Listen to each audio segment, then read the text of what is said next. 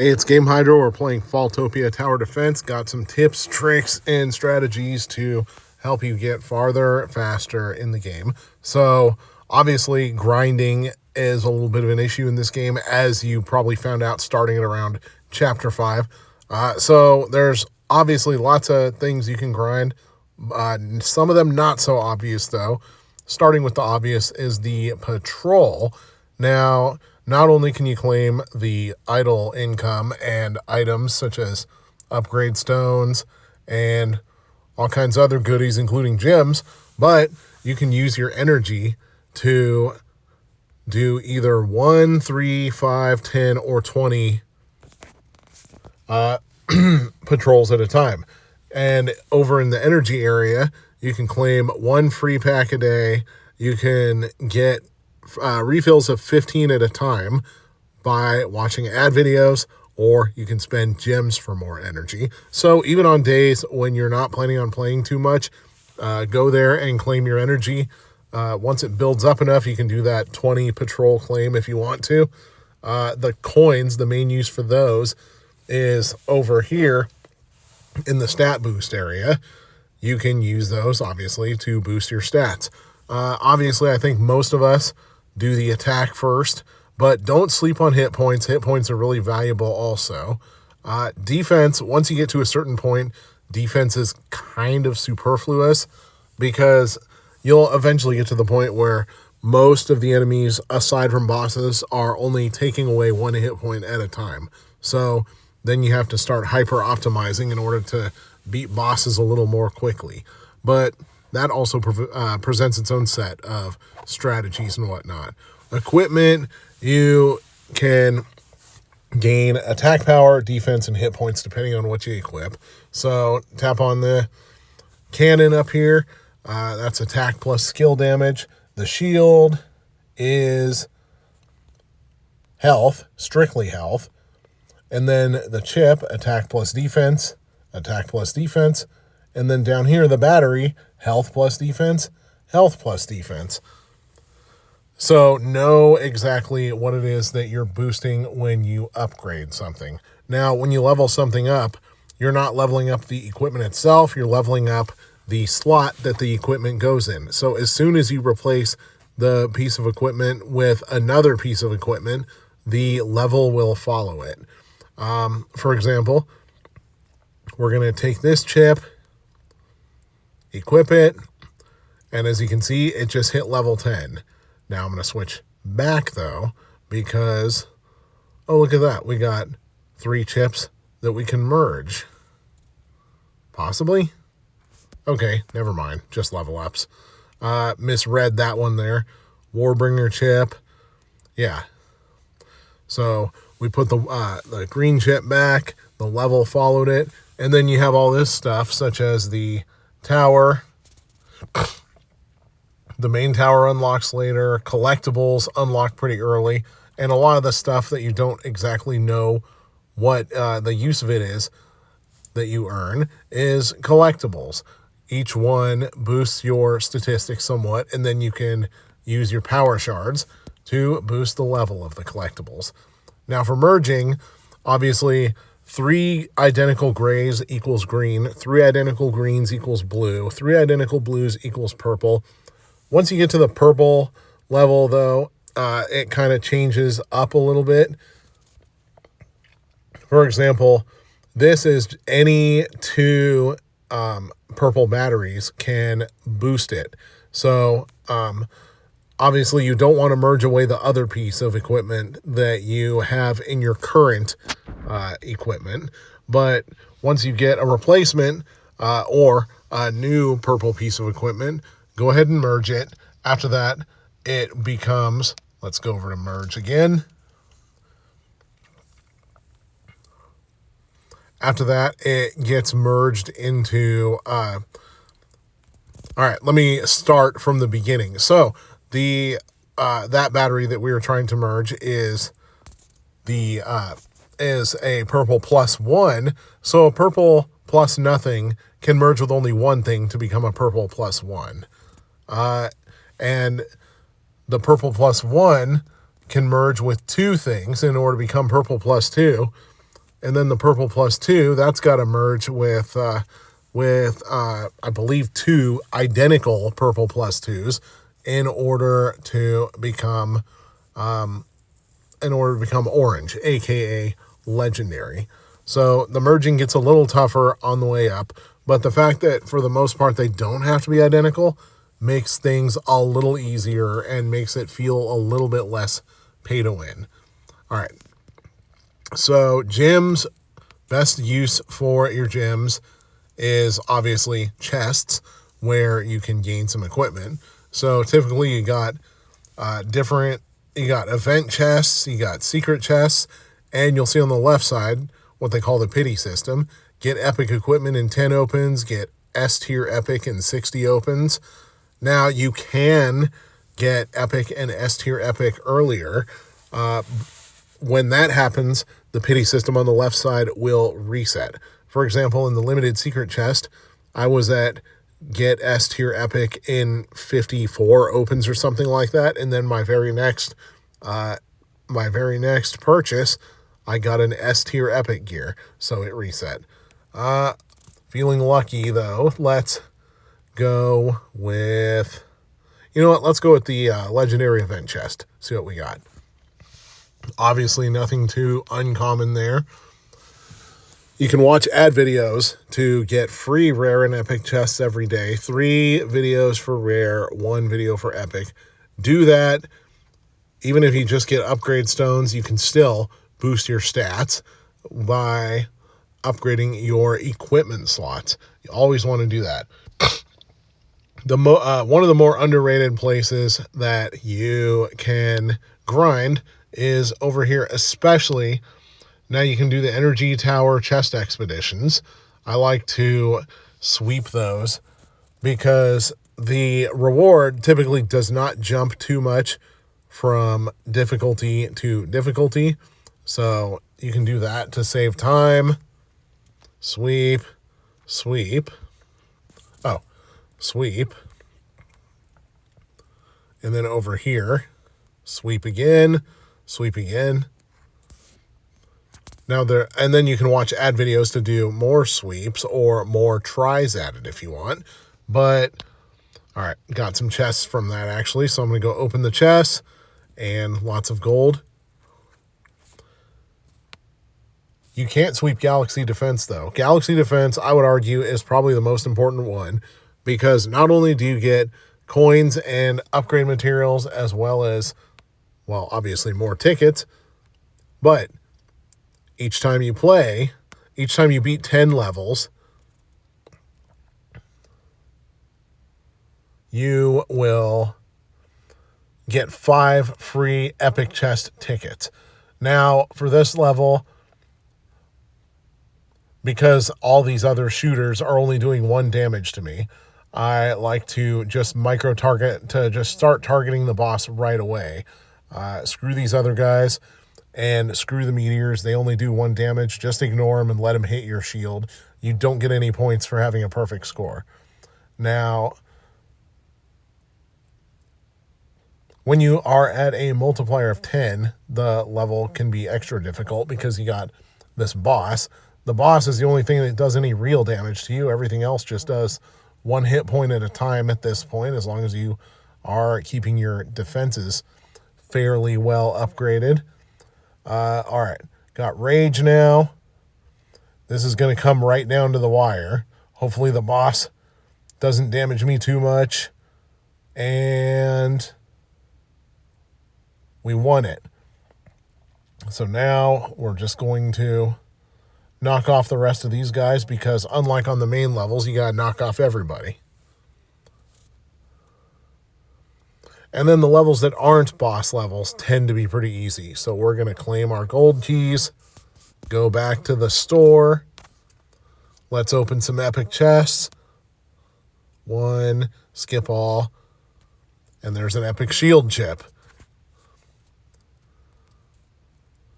And we're going to equip that. That's going to boost attack and defense a lot compared to the green one. Now, the overall combat power score, that's just math. That doesn't really matter a whole lot. But that's that's pretty much what you need to know for the grinding. Now there's some actual battle strategies here. So we're going to use 5 of our energy and fight. All right. So compared to some of the other games of this genre, there aren't a whole bunch of different types of skills. You're basically down to missiles and different elementals. So, oh, and rage. I like to regenerate extra rage every second because the more times you can activate rage, the better. Rage increases your attack power significantly. All right. Number one strategy here, manually aim. Don't wait for those things to come to you because then you won't shoot. Instead, aim at them. Especially when you get these X10 guys up here, because they use they can suck up a massive amount of shots, and they can create a shield and make it much harder for both your guns and your missiles to hit the little guys. All right. So we're going to blow that guy away first. And on this skill, some of these I don't really like Combo Spirit, because I don't even have multi-shot yet, and it's trying to boost multi-shot for after I get it. So I am going to go with War Veteran. Another strategy for this, or less of a strategy, more of a thing to remember. All right. Battle Hardened, 2% damage for each hit. Poison stack spread in the area. I like it, because that's area damage right there. You'll see what I mean when it starts. But, okay, number one, the biggest one is 20% chance to poison. The biggest strategy on this one, obviously, is to manually aim so that you can knock off these guys, or just knock off shooters in general while they're still way up. Number two, especially if you're beyond about Chapter 7 or so, fire 1 missile every 2 seconds, is to just let the meteors hit your barrier. Look how much damage they do. 1. The big meteors, same thing. 1 damage. So all those little red guys, don't even bother trying to aim at them unless they're in the way of something that you want to hit more. Battle Hardened, Combo Missile. We're going to go Combo Missile and double it up. The longer cooldown doesn't really matter a whole lot in this scenario. All right, basic attack. We definitely want to boost basic attack. So yeah, you want to make sure that your guns aren't automatically aiming at meteors, because that's completely worthless, mostly. The main thing that meteors present as an obstacle is they get in the way of aiming at more valuable targets. And yes, these little shooters may not do a ton of damage, but when they all cluster up, they can cause a great big Charlie Foxtrot. And if you're in the military, you know what I mean by saying that. Bonus projectile is an overpowered, massively overpowered upgrade here, so obviously we're going to pick that, because that essentially doubles the damage that you do. See how fast we're shooting these shield guys now? For every 2 seconds, fire a missile again.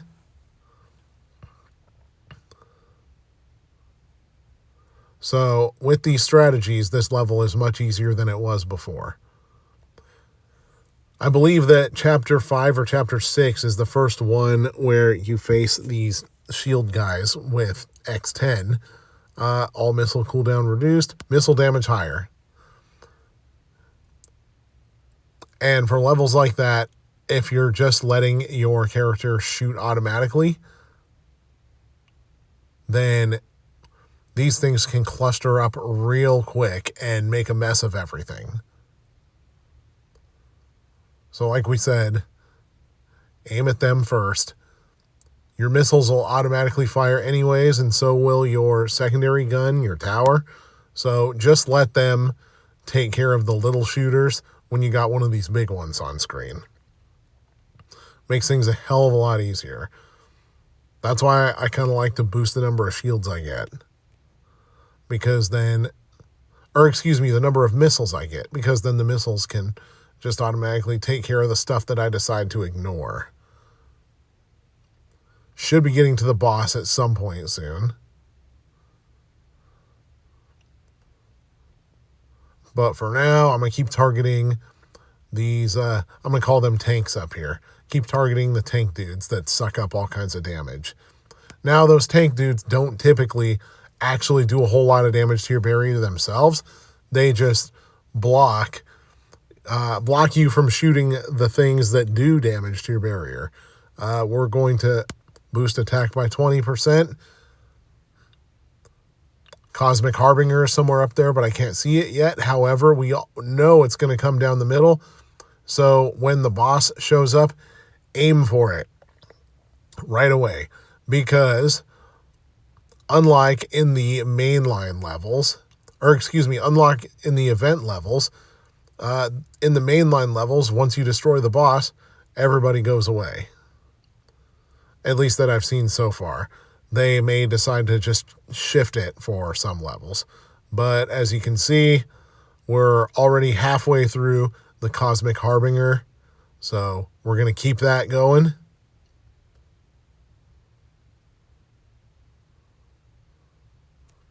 Damage reduction, 10%. Don't really need that, I don't think. So I'm going to go another missile one. Let my missiles take care of some of these X10 guys. Obviously, it's going to be a slower process than using my guns to take care of it, but that's what we got missiles for. Backup. Speaking of the poison stack upgrade that we got at the beginning, you can see by those exploding green clouds why we wanted that boost so bad. Because dead enemies are releasing those green clouds and poisoning other enemies around them, which causes them to take damage passively. And as you can see, the boss, when you kill the boss, everybody else blows up. And you can double rewards as many times as you want. It's not limited like in some other games. And then obviously the cores to boost the battle pass. But yeah, I like using the ad videos there because technically that's the most valuable ad video because you get 6,000 coins for one ad video. There's Jupiter Legacy. And using those strategies that we talked about, aiming manually, aiming at the shooters, aiming at the tanks, and aiming at the boss right away and ignoring the meteorites, you're going to have a lot more success than you would just letting it shoot automatically and trying to knock off the meteorites.